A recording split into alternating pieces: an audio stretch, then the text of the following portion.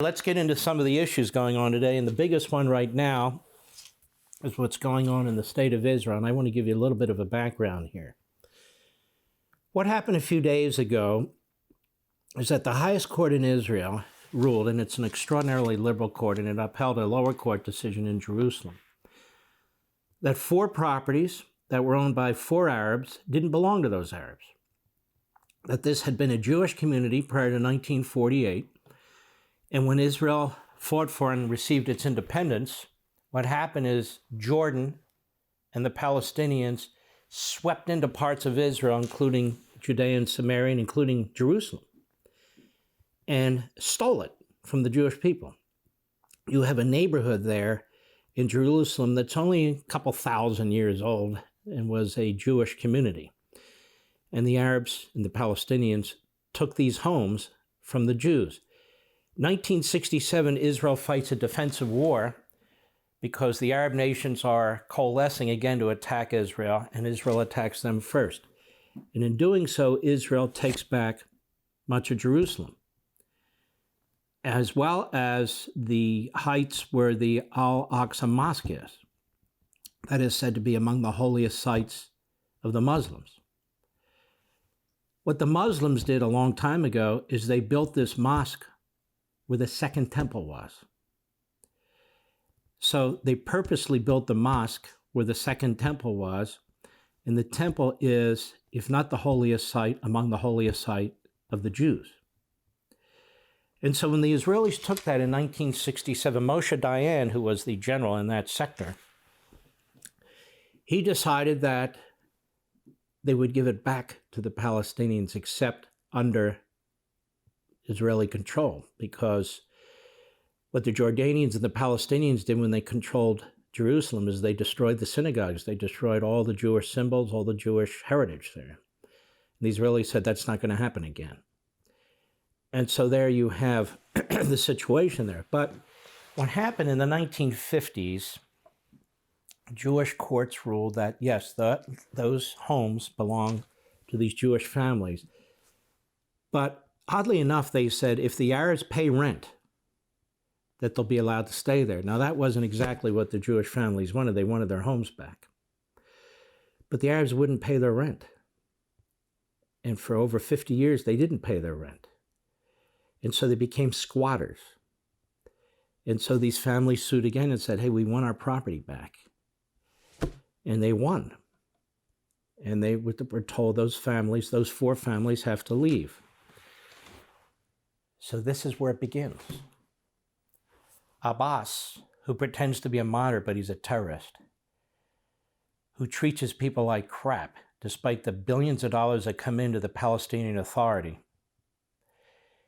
He used the occasion, and you can even go to Facebook and read some of the things he has said, to try and ignite another intifada, that is, a war against Israel. And so what happened in the mosque is the Israeli police and security forces came under attack, and you've seen some of the film of that. Young Palestinians have been attacking Jews and attacking places in Jerusalem proper, and so there's been a response to that, some of the rioting that's taking place. Abbas is urging them to fight, and his second in command is urging them to kill. Hamas in the Gaza Strip, because the Israelis gave the Gaza Strip to the Palestinians, a huge mistake under Sharon. They thought they would get peace, and you see what's happened. It's basically a launching point for terrorism and missiles. So Hamas, obviously coordinating with Abbas, and there's going to be an election about whether Hamas takes over for the Palestinian Authority. So now they're trying to out-terrorism each other, if you will. So Hamas is now firing hundreds and hundreds of missiles into Israel, including trying to hit Jerusalem. And it has come very close to Jerusalem. It now has more advanced missiles, thanks to whom? The Iranian regime, which has given them more advanced missiles. And they're trying all kinds of tactics now to get around the Israeli defense system called the Iron Dome. And by the way, no defense system can defeat hundreds and hundreds of missiles. So what they're doing now is they're shooting their missiles low to try and avoid the Iron Dome system where they meet missile to missile. much like the defense system we have. And the Israelis further developed it and gave us the technology, by the way, our military. And so now the Israeli jets and drones are attacking positions in the Gaza Strip. So what's the Biden administration doing? The Biden administration has already sold out to the Palestinian terrorists, whereas Donald Trump put tough measures in place, refused to subsidize them to hundreds of millions of dollars a year because they won't give up their terrorism activities. They won't come to the table and talk peace. So Trump cut them off. Well, Biden has provided them with more resources, the way he's doing with Iran.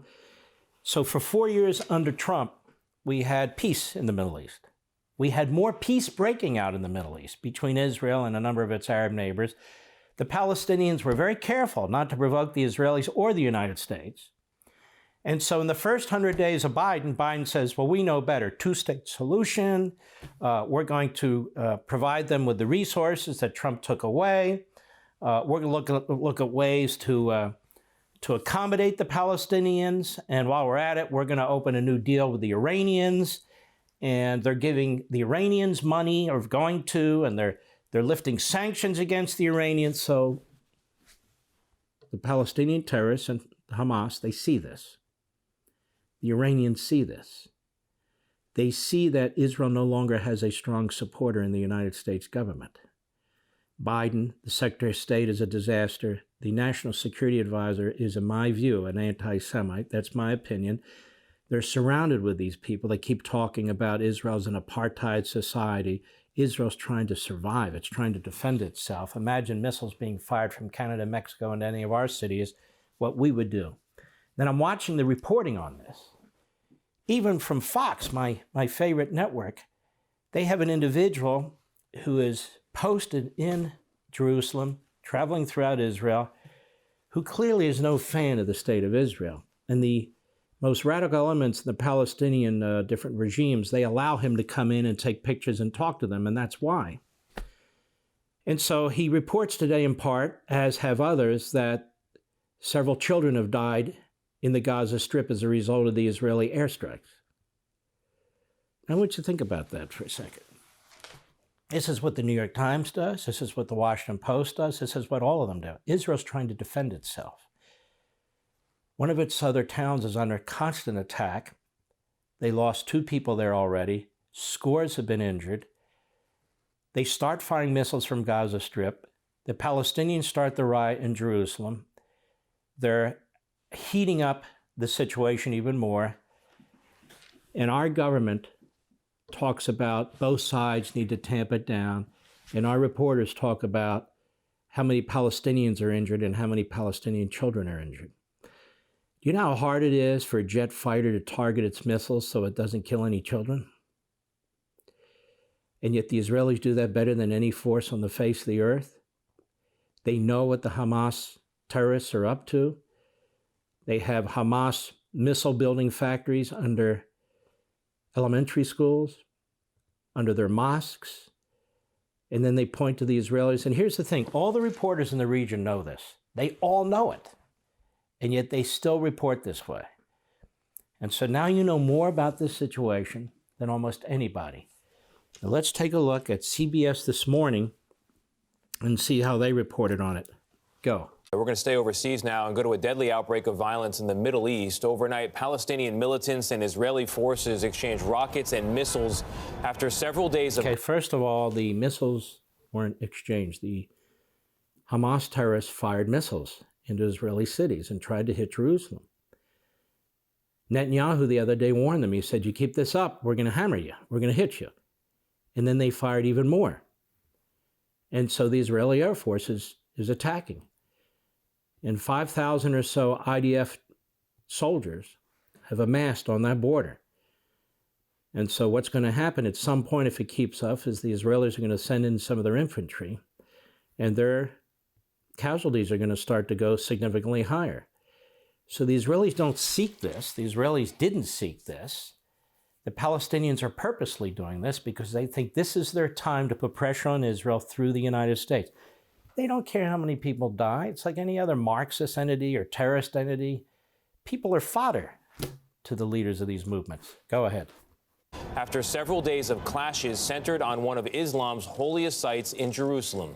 Elizabeth Palmer is following all this for us. Now listen to that. Several days centered on one of Islam's holiest sites. It also happens to be one of the Jews' holiest sites, which they're never allowed to visit.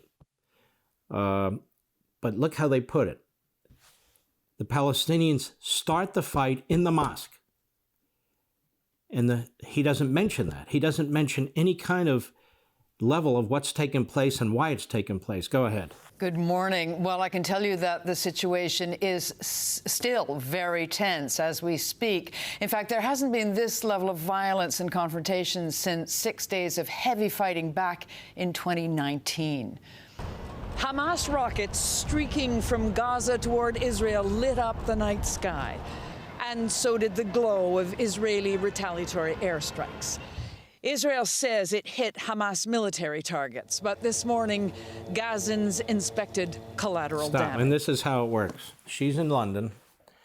They feed this stuff. Israel's trying to hit military sites. Who knows what's under this building, if anything? This is a quasi-war at this point. You're sending in your jet fighters. God knows how fast they're going. And it's Israel's fault. Collateral damage, Israel. For all this and much more, sign up for Levin TV.